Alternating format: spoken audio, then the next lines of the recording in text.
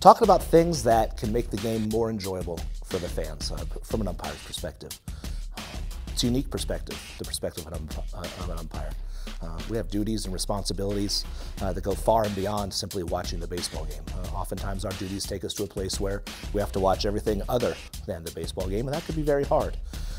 Obviously, I've seen a lot of crazy things in the 25 years that I've been doing this as far as watching the fans go a little bit crazy at games here and there.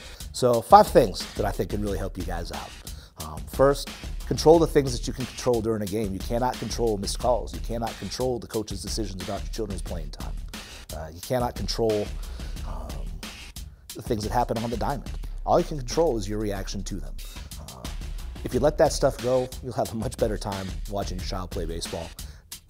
As a parent, as a former coach, and as a current umpire, I can tell you, now that my son's no longer playing, it doesn't get any better than the chance to watch him. Keep that in mind. Know the game. That's number 2. No sport anywhere has as many urban legends and myths as baseball. Such phrases as "the hands are part of the bat" or "tie goes to the runner" are as synonymous with baseball as hot dogs and Cracker Jacks, and they're simply untrue.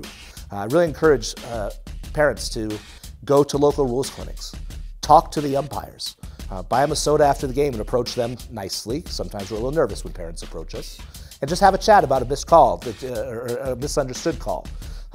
And really learn the game of baseball. It is a deeply complex game, more so than most people realize, and honestly, that's what makes it so great. Thing number 3 is a pretty serious, heavy topic for me. I feel kind of bad actually even bringing it up here, but lay off the booze. I've seen a lot of crazy stuff going on during a game. I've seen fights in the stands. I've seen umpires assaulted with baseball bats. I have seen police tase coaches. It's really a pretty awful thing. And I can tell you that in almost every single one of those cases, alcohol was involved. The coaches can't drink during the game. The kids can't drink during the game. The umpires can't drink during the game. I'm not telling you not to have a good time at these baseball tournaments. That's what it's all about. But drinking too much can lend itself to big trouble on the baseball field. Number 4, understand who's umpiring your game. You'd be surprised at how much you actually have in common with the umpires. All of us have had children or brothers or sisters or played the game ourselves. I myself coached a team, won a state championship actually. For 5 years with my son, I coached that team. I've umpired at collegiate, high school, youth levels for 25 years. I also work in the community as a law enforcement officer.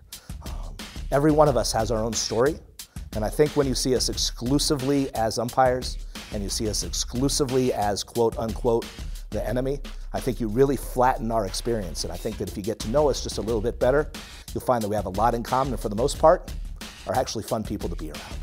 Finally, enjoy the day.